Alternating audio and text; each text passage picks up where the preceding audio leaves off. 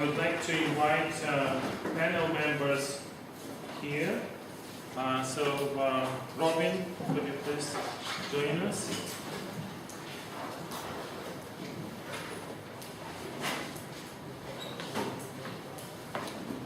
Mark? And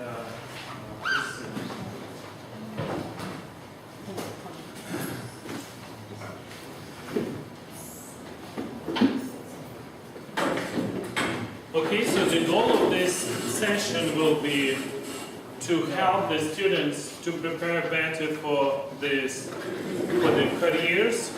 Those could be scientific careers in academia or in industry or in national labs or different other varieties of scientific careers. And we feel this is important because we witnessed globalization recently, obviously, and for students obtaining education in different parts of the world, it is important to know what other things, in addition to doing a great research and being a good scientist, are important in being successful in scientific careers.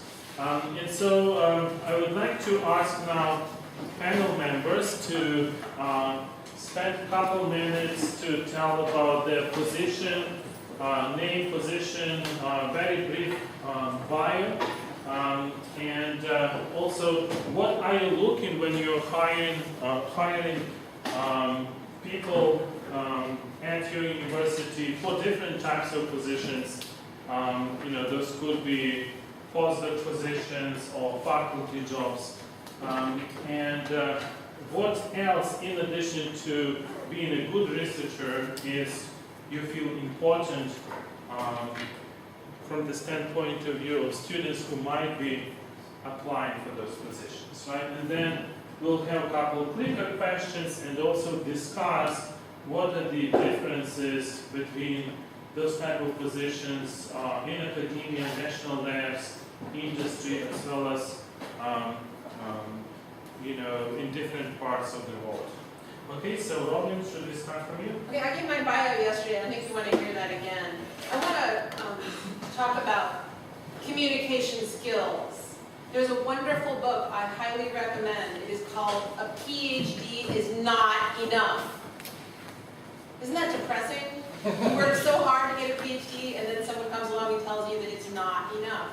It was written by a physicist named Peter Feibelman, and it has a lot of really good career advice. So just to let you know, I was a pregnant postdoc.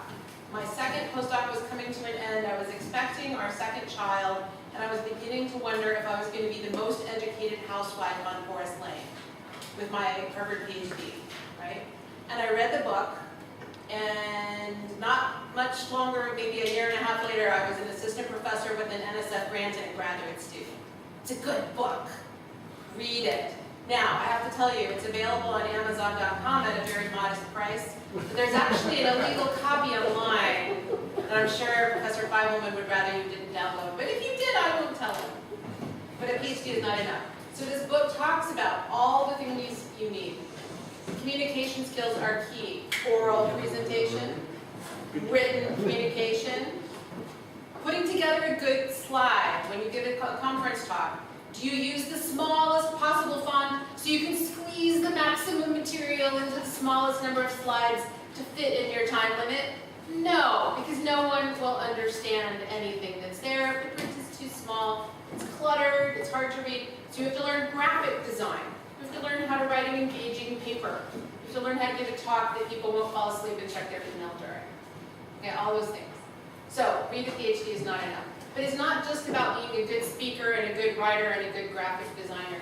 It's also about choosing the right scientific problems. It's about vision and knowledge. It's about networking, personal relationships, and communication. I'll give you a hint. Tomorrow have lunch with someone you don't know yet. Right? Meet people. Get out there. I mentioned that before. Those are all important skills.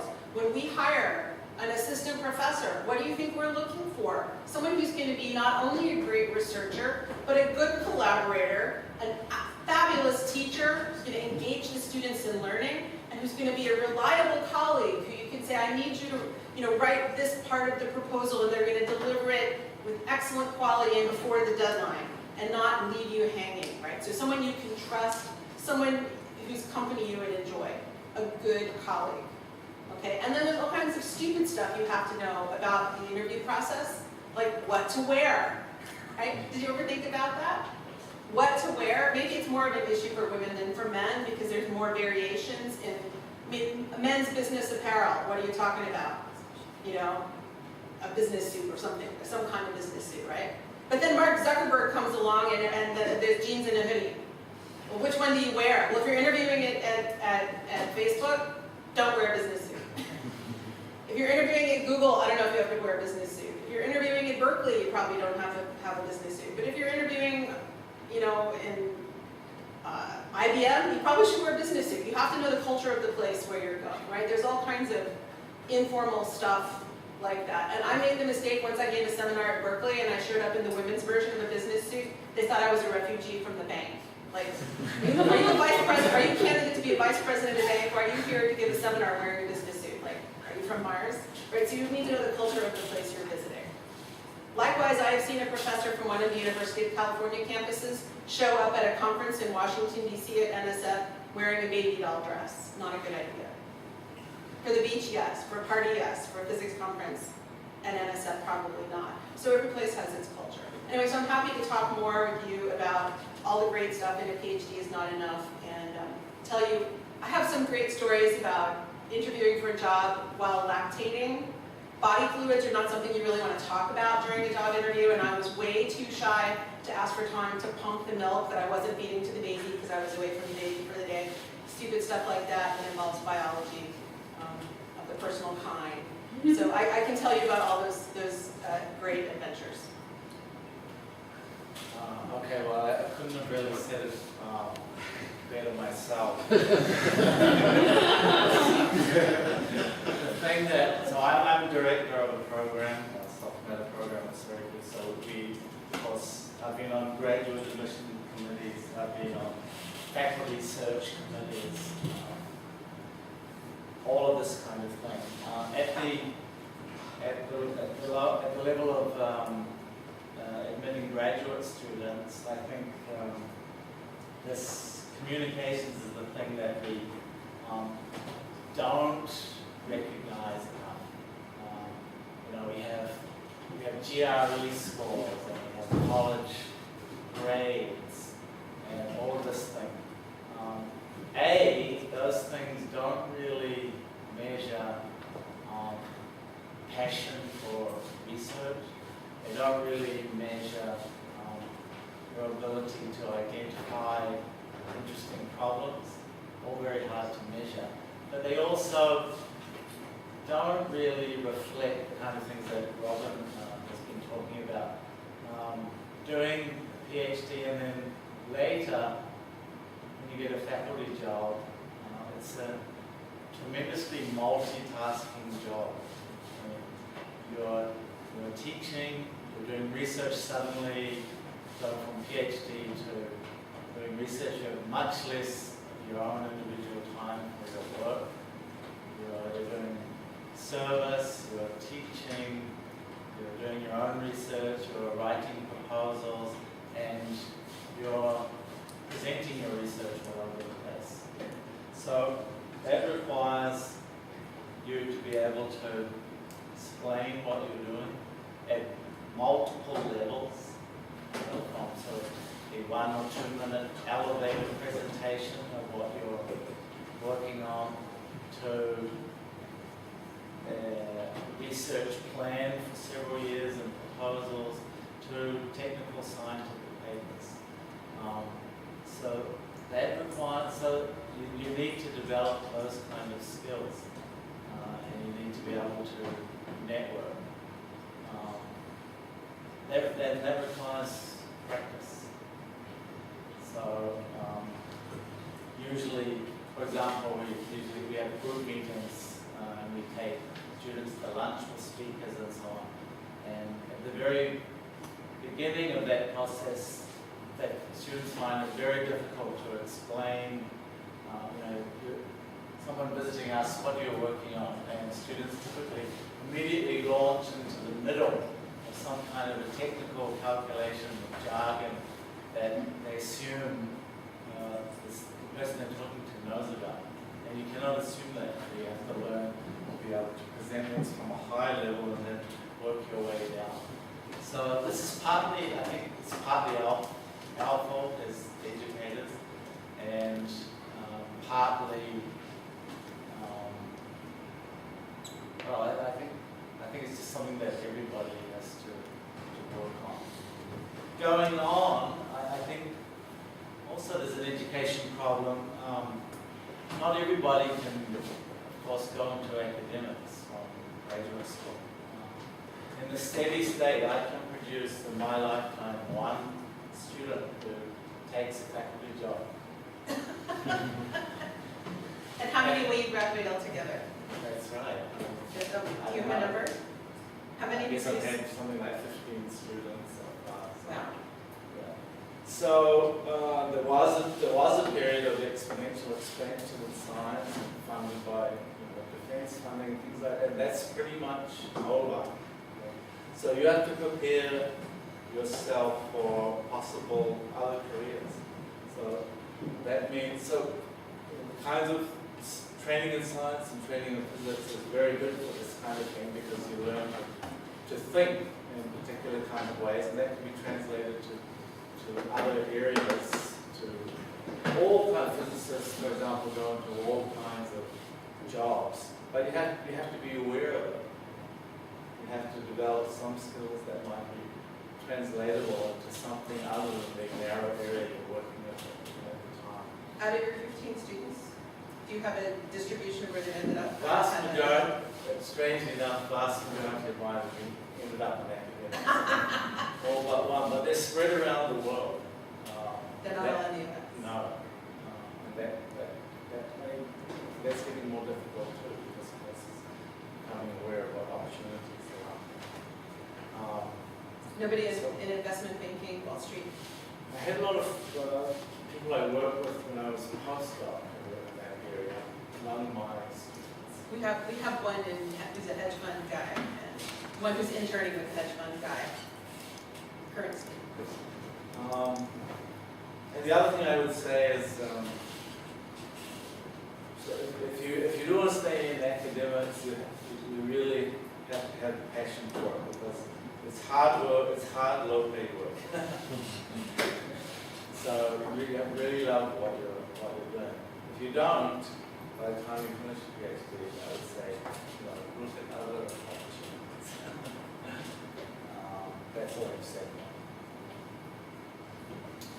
Well, I can only agree. Make use of every single opportunity you have in order to present your work. Your nerves might get the better of you if you have to present at that physical society conference. You think, oh my goodness, is person X going to ask me the worst possible question? Probably they aren't. Get over it, because it's a really good experience.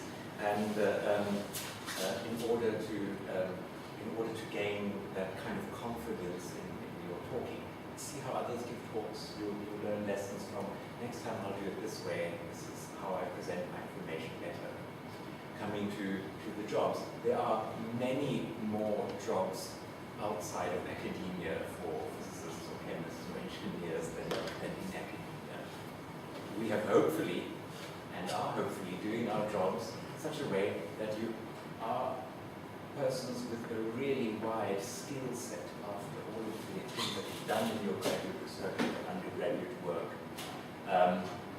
And it's up to you to sell that to potential employers, because employers do really need people with your abilities, your intelligence, your adaptability, the way you can learn and evaluate information and the specific things that we tell you. Hardly anybody out there is as numerous as you are, or is able to tackle a range of problems. So you should always sell that to the great majority of possible employers who will give you what might possibly be also a very intellectually satisfying job, and financially probably more rewarding than at any university. So don't ever say that you only want to consider an academic career, because there are other possibilities too. And there really are amazing things happening, and lots of companies who use concepts of physics, concepts of applied mathematics, who need your ideas and your enthusiasm to do things. If you're applying for a job, if we're on a committee, I think this happened before, there are some people who write very good CVs or very good cover letters, or present their information in such a way that it's just lovely to read. There are others who might suit the advertised position better, who haven't done all of the homework, or who just haven't expressed themselves carefully enough, or whose whole presentation shows a lack of enthusiasm, and they immediately tend to land lower down in the pile, although they might, if you were just to take a look at the data, provide a better fit. This is just the way human interactions work. And don't try the unfortunate shotgun approach and send your CV as a condensed matter physicist to experimental nuclear physics facility and think that they'll offer you a postdoctoral position. It happens all the time. Our inboxes are filled with these kinds of applications. So focus a little bit. These things are going to be depressed.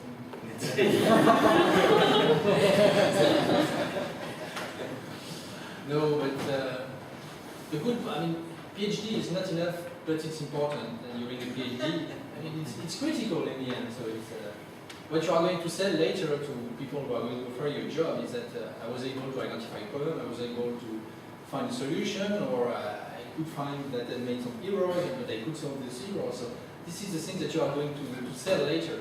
So if you want to stay academics, I mean, you know that there is strong selection, but if you want to go elsewhere, this is people what they want to. I mean, I had former students who went to do banking, and basically, well, they took the CV, okay, you did that. They are not really interested in science, but they were looking for someone who is able to think and to do some math, not too much, but and you will get skills to get a job elsewhere. And then the passion is important, but it's important in science, but it's important in other jobs also. So it's basically you have to find your way. This is common problem, not specific for science. This is quite a general problem. If you are doing a PhD, I assume that you identify a problem that you find very interesting, and you are ready to spend some years. And the problem for you will be to find the next step after that, where you will have more freedom. And will it be in academics or not? This will depend on you. But you will have the tools. I mean, in the globalization world, I mean, people who live in science, I mean, you're not in the worst situation. So don't worry too much. Don't be depressed. Ivan, can we talk about the two-body problem just a little bit? Yeah, but maybe I'm thinking we should questions? ask a couple of clicker questions, and then we'll get back. Okay, so I have a couple of clicker questions. So this is one of them.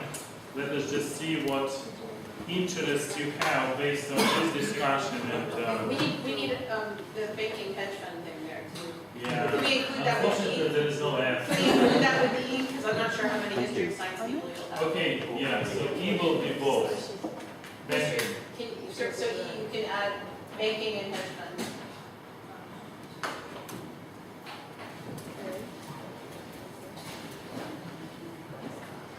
There's also,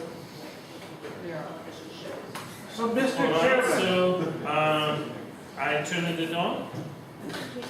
so I have a question here about number C here. Uh-huh. But it says national labs, so I want to globalize this question. So are you speaking of national labs in any particular nation, like Ukraine or France or South Africa or New Zealand or anything else? Yeah, it's a good point. Those might be very different or non-existent in some countries. they are in Japan, there's national, there are federally supported laboratories in Japan, certain There are, yes, so I'm just asking for clarification about what we're Yes. speaking of. So it's a good point that actually, you remember we had plans to discuss differences as, you know, as a function of location on the surface of the globe. Yes, indeed. Okay, so we have only 14 votes so far.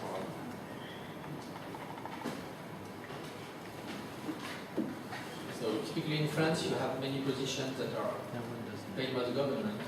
There's an institute, CNRS, and Yeah, yeah. you have this opportunity.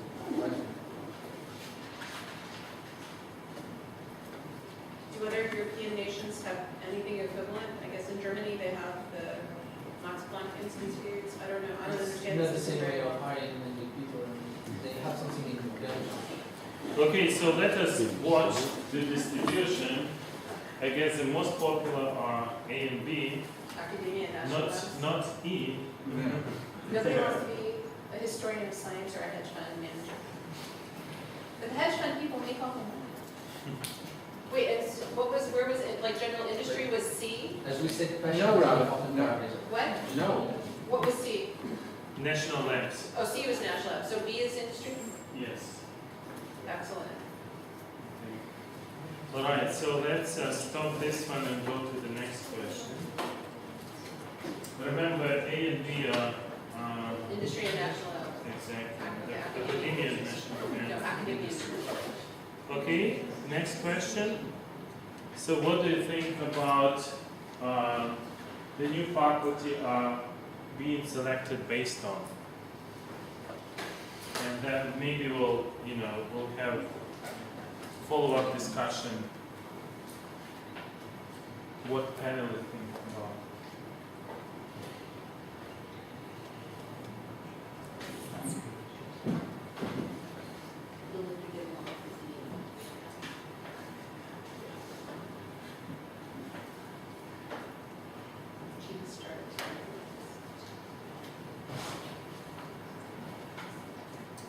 Okay, so let's watch the distribution. E, that seems to be selected by most. All of the above. About five-year experienced faculty are being evaluated for tenure based on.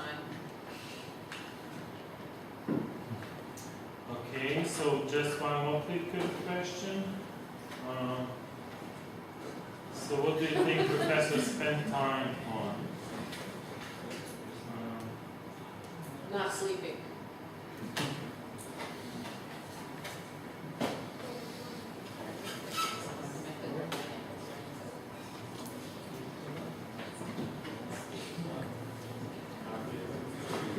What? Currently the right? Yes,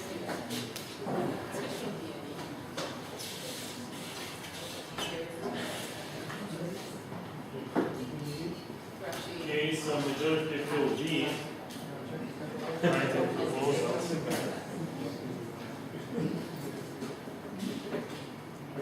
Don't forget outreach. Is outreach on that list? I I spent so much time on outreach. This is what we have. Where's outreach? Talking to students. Okay, so now that you see the answers, maybe you can make some remarks. Please. Okay, I wanted to talk about this other issue because I know we have at least one married couple who's here. It is a fact of nature that people tend to choose their significant other, their partner of whatever gender, around the same time they're getting their university education. And then the question is when you finish your PhD and you get a job offer and it's in a faraway place, you turn to if you have a significant other, you turn to your significant other and say, "Dear one, I need to move to Wichita, Kansas. Can you come with me?" And your dear one may say, "But I'm in the middle of a degree in architecture. I can't leave for 2 more years." What do you do then? Okay, this is what we call the two-body problem. It's not limited to physics. But for instance, in the medical world, at least in the United States, when two medical students are finishing their MD, so 4 years of medical school, and they're ready to apply for residency, There is a national coordinated residency matching service. 2 people, they don't have to be boyfriend and girlfriend or significant others. They could just be best friends or siblings or family members of any kind. If they want to stay in the same geographic region, they can tell the matching service, place us together, please. And the matching service, more than 95% of the time, succeeds in matching those 2 individuals in the same geographic region. Hopefully even in the same city. We have no such national coordinated or international coordinated process for placing postdocs. You get your PhD and you apply for jobs, and they might even be postdocs, faculty positions, industry positions, national lab positions, and you and your beloved both send out 40 proposals, and you just pray for an intersection. Okay? It is not a problem with an easy solution. There are strategies to maximize the possibility of success. And one of the strategies is to be as flexible as possible with your career options and to look at every possibility. Then you can consider the case of doing parallel searches and sequential searches. If one of you searches first and identifies, like Philadelphia, I want to move to Philadelphia, then the other one can look and say, what are all the job opportunities in Philadelphia? Well, University of Pennsylvania is there, and Drexel is there, and I'm sure there's several other fine colleges and universities. Oh, Swarthmore is there, Haverford is there, all kinds of universities and colleges in Philadelphia. Oh, what companies are there? Are there pharmaceutical companies? Are there insurance companies? Who might potentially hire? Biotech companies, who might potentially hire? So you can do sequential. If you do simultaneous searches, it's good to search over multiple geographic locations and hope for an overlap. But it's not an easy problem, it doesn't have an easy solution, and it requires a lot of advanced planning and flexibility and a sense of humor.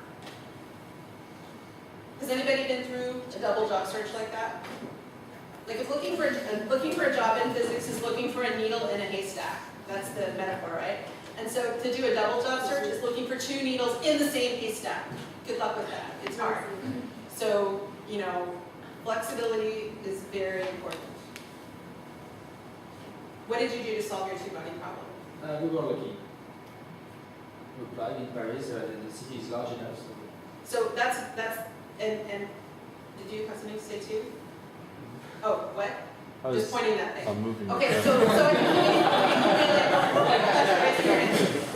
looking in Paris is easier than looking in Grenoble. Grenoble doesn't have as many career possibilities as Paris has. Big cities. Right, and looking in New York City or Washington D.C. or Los Angeles or Chicago is easier than looking in Kent, Ohio. Right, Kent has a few possibilities. There are other universities within a half-hour drive. There are companies. There's even a government-supported laboratory in Cleveland, a NASA laboratory. There are options. But if you look in Washington D.C., how many universities are there in Washington D.C.? Do you know? Or just in that geographic area, which includes Maryland and Virginia. University of Maryland, Johns Hopkins, George Washington, George Mason, Georgetown, American, Gallaudet. There's just dozens and dozens of colleges and universities there. So if you want to solve a TwoBody problem and you're both academics, or whatever field you and your beloved are in, pick a town with lots of potential employers, not just one. An isolated university in the cornfields out in the Midwest all by itself, the hardest problem to solve. But there's also, if you're going for an assistant professorship at one of those places, sometimes they will make a special effort to find a career opportunity for your spouse, for your significant other. And those things are negotiated on a case-by-case basis. One of the questions is it better to tell them you have a spouse who's looking for an academic job at the beginning of the process, in the middle of the process, or at the end? Does anybody have an opinion on that? At the end. Why at the end? You're going to spring it as a surprise on the chair. The chair calls you and says, hey, we're offering you a faculty position. When can you start? How much do you need in startup funding? And you say, well, I have this spouse. My general attitude is that you should not compromise too soon. That you should, if you're talking about TwoBody Problem, both people should try to find the best possible jobs at any stage of the process. For example, the very best postdoc they can find separately, and then ultimately try to solve the problem for place. So consistent with that, you should secure a job offer and then negotiate. Did you and Christina have to live separate? Were you already married when you were postdocing? We commuted for 5 years. Different places for 5 years after PhD. With children or without children? Without. Which is easier. Then it's a 3-body problem. If you have twins, 4-body problem. Or however many children you have. Has anybody here heard of the book called Lean In by Sheryl Sandberg? She is a member of the executive leadership at Facebook. She wrote a book about women in corporate America. And I'm in the middle of the book right now, almost at the end. Happy to talk to anybody about what it has to say about the current status of the role of women in the workplace in the United States.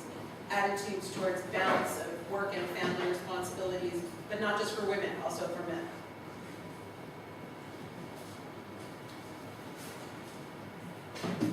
Concerning the political questions, I think despite all the things that you have said, the job decisions are still primarily based on research.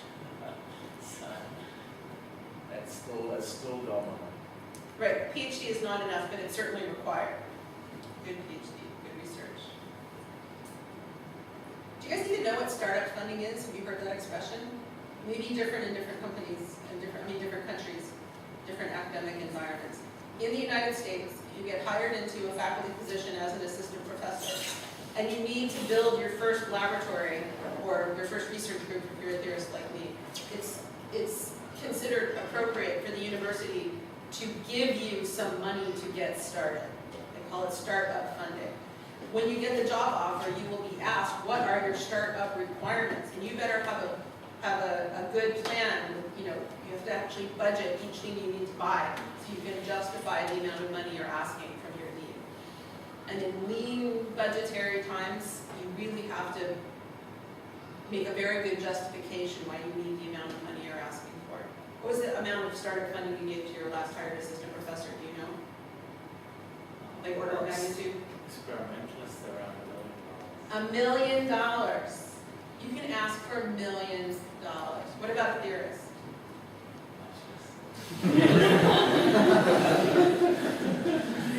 pencils. 3 pencils and a 2 laptop. sheets of paper. No, they can ask for postdocs or computational support, which is much more frequent. It's grown a lot this year's. There is At UCLA, you can also negotiate for a spot in the child care facility for your kid, included in your startup package. Parking space. I know assistant professors that didn't get a parking permit on their campus until their 3rd year. Negotiate early. And it's like a prenuptial agreement. Have you ever heard of a prenuptial agreement? Agreement that couples make before they formally get married. You cannot amend the prenuptial agreement after the wedding, right? It needs to be, everything in principle needs to be negotiated beforehand. Likewise, when you are negotiating your startup funding and everything, it has to be done before you accept the job, after you have no leverage. Christian, maybe you can make some remarks on differences in terms of what we are discussing between South Africa, Europe, Western Europe, your proper communities, US system as well. Yes, I suppose in hiring, the same as Mark says, it also is one of the basic requirements, the research for the persons.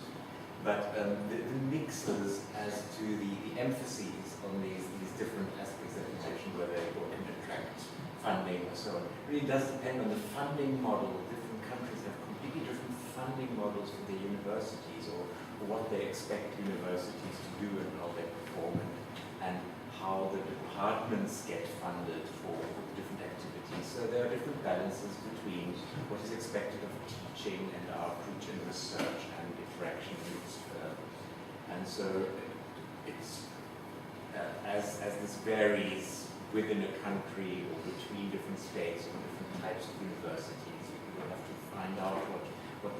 is. If somebody advertises a first year teaching job, that's what they're going to be looking for. Somebody who will spend a major part of their day occupied with first year teaching. That's what the department needs at a certain point in order to resolve some other issue. So there are of course specializations, and there are jobs available depending on where your interests also lie. So all of these things are if you have a position in a national lab, certainly everything is treated in a different way than at a university. In South Africa, the funding works in a slightly different way, and the teaching load at universities is a little bit higher. So they are going to look into your CV whether you have had some teaching experience, and they're not going to only take a look at your research outputs. If the department needs everybody to teach, and there's a suggestion that somebody might be a disaster as a lecturer, then they're going to look at it carefully. But I don't think that this is different anywhere else, but the emphases do change. And so it's up to you to do your homework, figure out what the department really wants, also how you present your background and information in the application. I don't know, is that more or less what you do? Yeah. Well, maybe just additionally, you remember we discussed how in US and Europe perhaps to some extent people are moving around during the different stages of careers, but perhaps in South Africa it's not always the case, right? So could you remark on that? In South Africa, we frequently find that students stay to do postgraduate work at the universities where they were undergraduates. It's frequently found. But it's good for your career after that, essentially, to go somewhere else and to see how people do things elsewhere.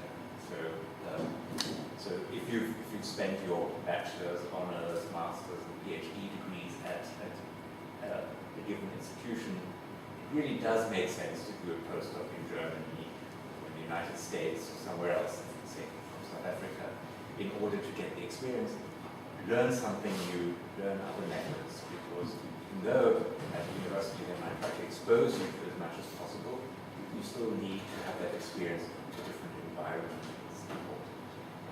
Even in countries where there's a far smaller pool of persons, a far smaller pool of potential employers, this experience is invaluable in a large number of ways.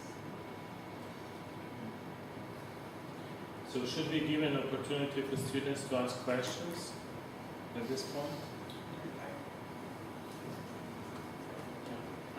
Yesterday, sorry, it was this morning that you mentioned that you had a change in direction after your PhD. So I'd be very interested to hear, you mentioned potential benefits and pitfalls, whether you could elaborate on that a little bit. If you switch research directions like in the middle of your career, it's pretty hard. So first of all, you're generally considered washed up in the first area you were working in, and sort of a dilettante in the new area that you were working in. Because you stop publishing papers in some area, and you say, oh well, he or she were promising, but they're not doing anything now. And in your new area, people don't know you. You could have had, probably written 70-something papers in particle physics, and overnight, which was working primarily on condensed matter physics, I may have had 2 or 3. Okay, so you have to work very seriously to get into a new community, to convince other people you're serious about working in that area, and it takes time and it takes effort. The benefits are that you bring new perspectives to problems, you bring maybe some new tools, bring a different kind of background, so you can look at things differently. But if your main advice is to be driven by what, passion, what problems you really want to solve. If there's some, it's not like, oh, well, in my case, it wasn't that I was unhappy with what I was doing, I really liked what I was doing, but there were just some problems I really wanted to solve, and start working on those. So if you come with that kind of approach, I think, and you work hard enough, eventually that will work out. Dejean talks a little bit about this. He has a popular book on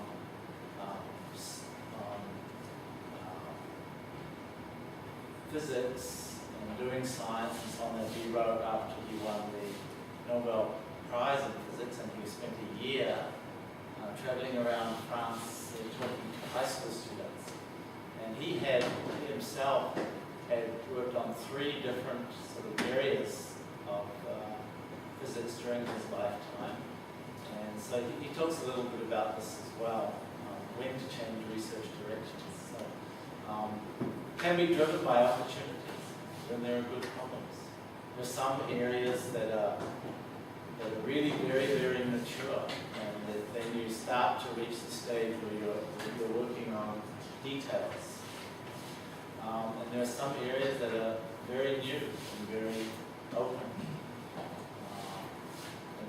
In physics, for example,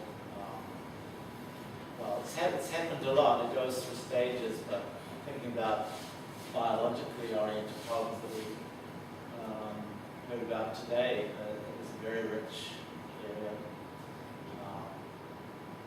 Where areas that are becoming a lot more quantitative, not as mature.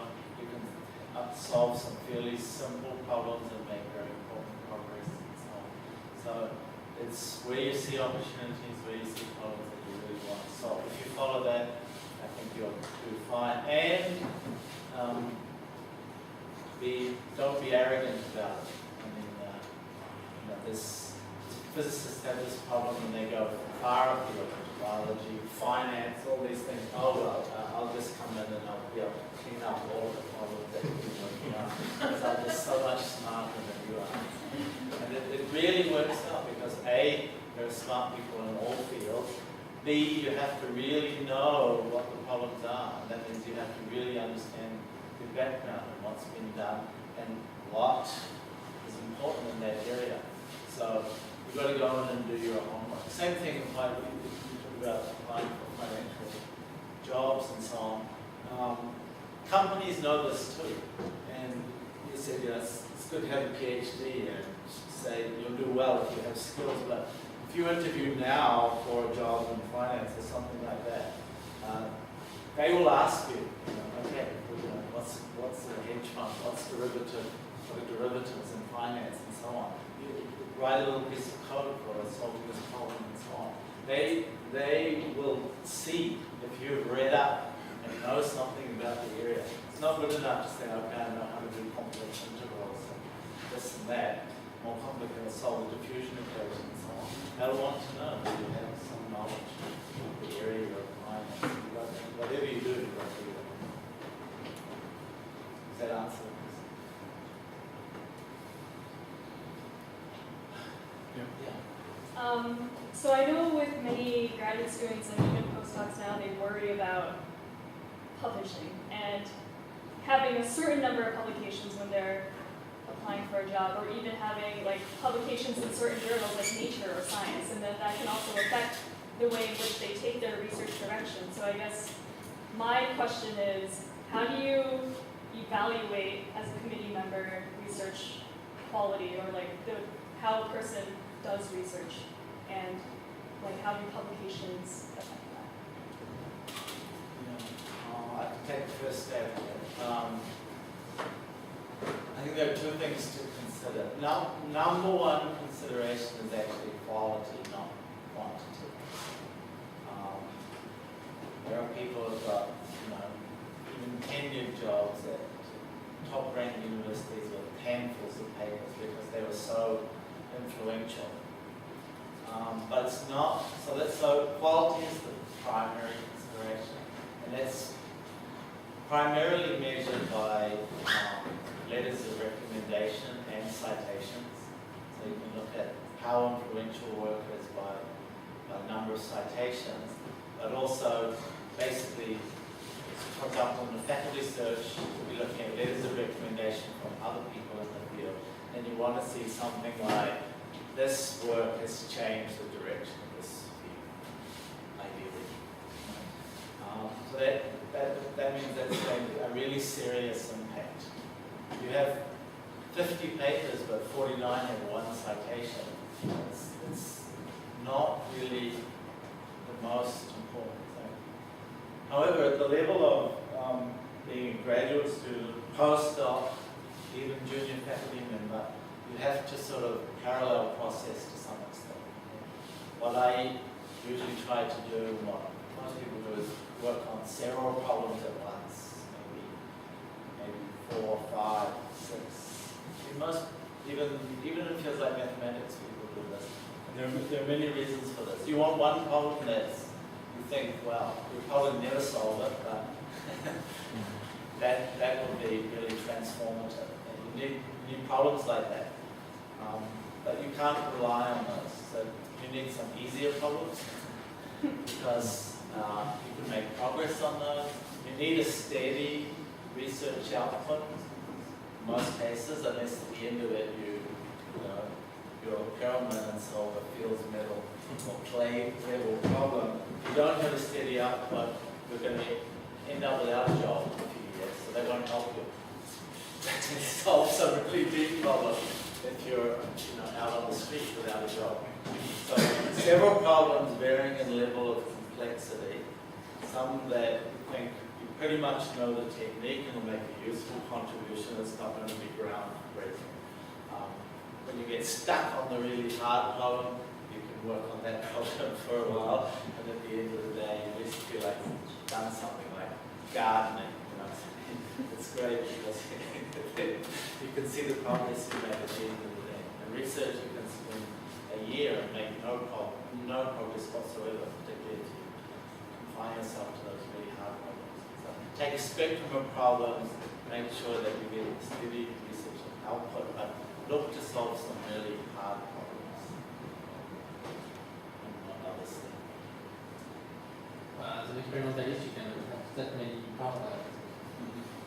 Well, depends on the, yeah. It's not that common. Well, some experimentalists have very big groups. Do you have 6 students doing 6 different experiments? Yeah, usually you try to, So that's not how you can have 6 problems in progress at the same time. But then what if it's from a perspective of the student? or Yeah, the yeah, it's from Yeah, perspective of but an students. individual student, Not 6. yeah. But for a postdoc 2 or maybe 3 projects can be underway at any given time, if the advisor agrees. Actually, for the postdoc, there is a really interesting dilemma. The postdoc's dilemma is that if you don't do what you're told to do, your advisor is going to say, I'd really like you to work on this problem because I got funding from this agency to work on this problem, and that's how I'm paying your salary, so I need you to work on this problem. If you don't work on the problem, the advisor's not going to have anything to write in their progress report to the agency, and they're going to be pissed off, big time. Okay, but if you only do what you're asked to do, if you show no personal initiative and only do what you're told, then that's all, your postdoc advisor will be disappointed, because they didn't hire you to be a robot and do what you're told. They hired you to be a co-creator of knowledge, a co-creator of discovery. Okay, so you have to go beyond and above what you've been asked to do, at least a little. Right? Show some initiative, show original thinking. But if your advisor says, I want to work in this direction, you pick a completely different direction and go 10 miles without checking in with the advisor may say, you are on the wrong path, my friend, right? So you have to show independence, but you also have to respect your advisor's guidance. It's kind of a catch-22, right? You sort of have to do both. The answer is sleep less, right? That's what most of us have to do anyway. So it's a high effort career direction, most of the time,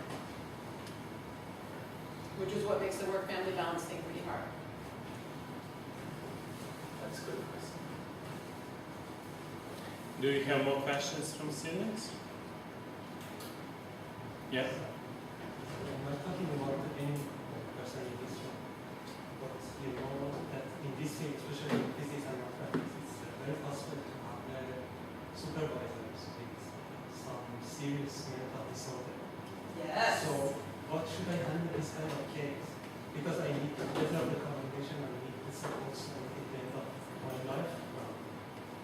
So what should I do? 1% of the population. Okay. If I have, for example, during my PhD or my first postdoc, for example, I have some crazy supervisor, then what should I do? I think we should talk privately about this. I mean, if you have a crazy mother or a crazy father, you have an issue too, right? So the answer is I hope you have an aunt or an uncle who's very strong and can help you. So the same way, if you have an advisor who is difficult, manipulative, obsessive compulsive, schizophrenic, bipolar. I've had students who are schizophrenic. I've had students who had, severe mental health issues. I've had students with severe physical issues too. Like people get sick, mental or physical. When it's your advisor, that's when you need the other members of your committee to help you. Just the same way that a child who has a parent who has a mental health issue needs another strong adult to take charge and make sure the child is safe and well cared for, you may need a co-advisor. And if you don't have one yet, you need to find one. Isn't that difficult if you're a responsible researcher? Usually you have one advisor. It's true. Are you talking about someone in a postdoc situation or someone in a grad student situation? It's better not to say. Okay. It happened in the past. And the problem is that when I started, for example, we normally trust the speaker, we trust the supervisor, and we think that, okay, this is a normal guy, but when at the end it's a start to writing some trouble conversation, I realize that this is a really crazy guy. Okay. Like 1% of the population worldwide is schizophrenic, 4% is bipolar. There are even more percentage who deal with clinical depression and so on. It could happen to anybody that your advisor could just completely lose their mind. But there's a hierarchy in the university, and if the professor has got a problem, there's a chair, there's a dean, there's a vice chair, there's a director of graduate studies, there's a dean of graduate studies. So if you are in a situation where your academic career is at risk, you need to seek help from the authorities above the person who's misbehaving. Yes, because they're there for that, and they have to listen to, even if they don't agree. Whereas in our department, we just simply have, for example, the policy that every single PhD student has a supervisor and a co-supervisor. And even if the co-supervisor at some stage doesn't really do much of the problem, they can, when issues occur, perhaps resolve similar or related things to the types of problem that you mentioned. That's the hope. None of these things are always working in this situation. Like there is that hierarchy, and the head of the department certainly has to listen. The dean at some stage has to listen to these kind of issues, because that is their concern. It's the concern for the students. Okay, but you raised another really important issue that's a more general issue, is that what do you do when you are treated badly in any employment situation, or even in an academic situation where you're a student and your teaching fellow or your faculty member is treating you unfairly? That is a survival skill, learning how to deal with those challenging moments in academic life and in professional life. Because it happens to all of us eventually. And it can be something minor, where the teacher made a mistake in grading your paper and your A turned into a C for no reason except their error, and you have to deal with it in a professional way without yelling and screaming, right? And if it doesn't work, you have to go through an appeal process. It can go all the way to a professor who acts in an illegally discriminatory way, looking past you, ignoring you because of discrimination based on gender, race, age, sexual preference, political opinion, height, anything, right?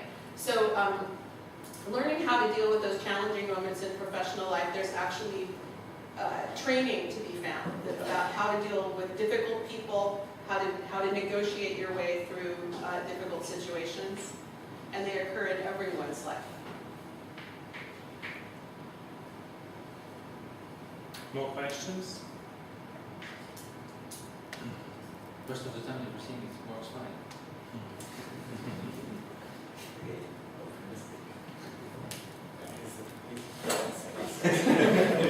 What? We're weighing things down over here.